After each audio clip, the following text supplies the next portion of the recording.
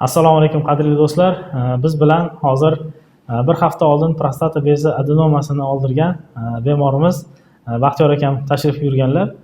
Hozirgina biz u kishini tekshirib, UZI qilib va sidik naporlarini hozir tekshirdik.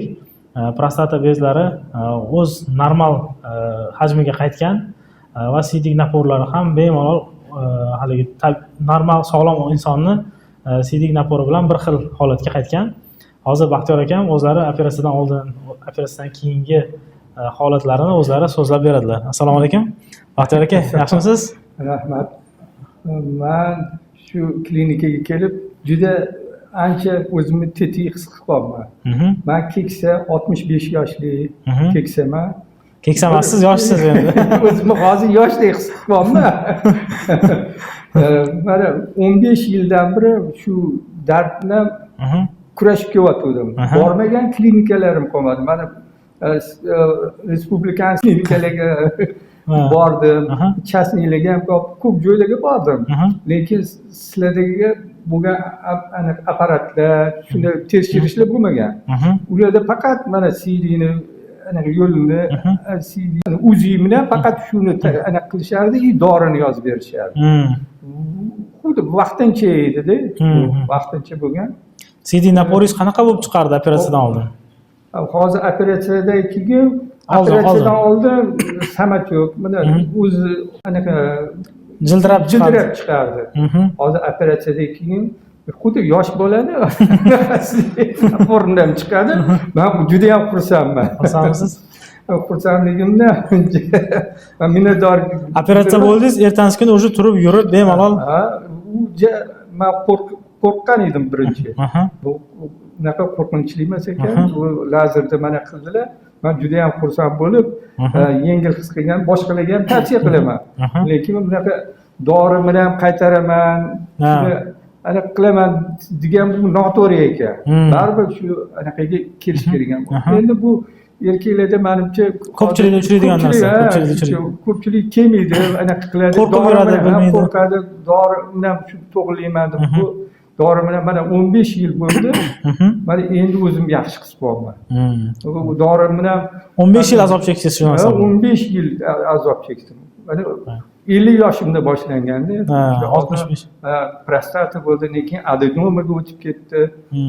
Ichmagan dorilarim qolmadi. Даже Turkiyani dorilarini, Koreyani dorilarini ichib ko'rdim. Hammasini qidirib topdingiz. Qidirib odamlardan so'rab, "Mana shu yaxshi" dedi, o'shani olib keltirib ichdim ham. Natija xuddi tuzalayotganga o'xshaysiz, bremen dedi. Bremen. Bunda sразу effektsizmi?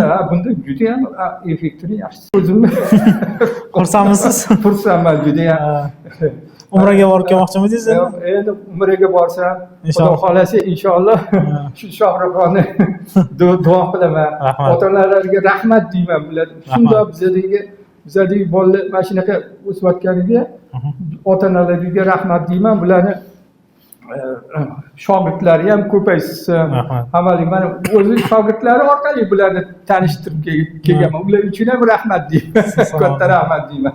Salomat bo'ling. Shunaqa klinikalar ko'p bo'lsa, chet elga borish hojati bo'lmaydi. Albatta. Odamlar chet ellik anaqasini o'ylash kerak emas. Shuni ham bemalol qilsa bo'lar ekan. To'g'ri.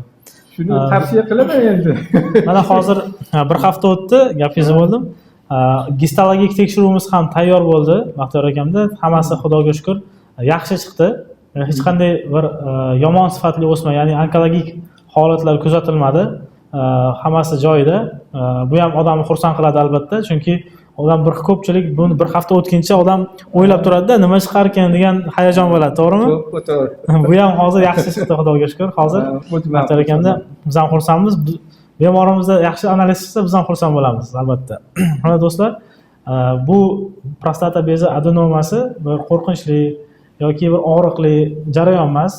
Bir kunda davo topiladigan narsa. 1 soatda, 1,5 soat, 2 soatda uzog'i bo'ladi, operatsiya tugaydi va bemorni ertangi kuni yoki indingi kuni uyga javob beramiz holatiga qarab va bemorlarimiz mana shunday hammalari iloyim Baxtiyor akamga o'xshab minnatdor bo'lish nasib qilsin hammalariga. Salomat bo'linglar.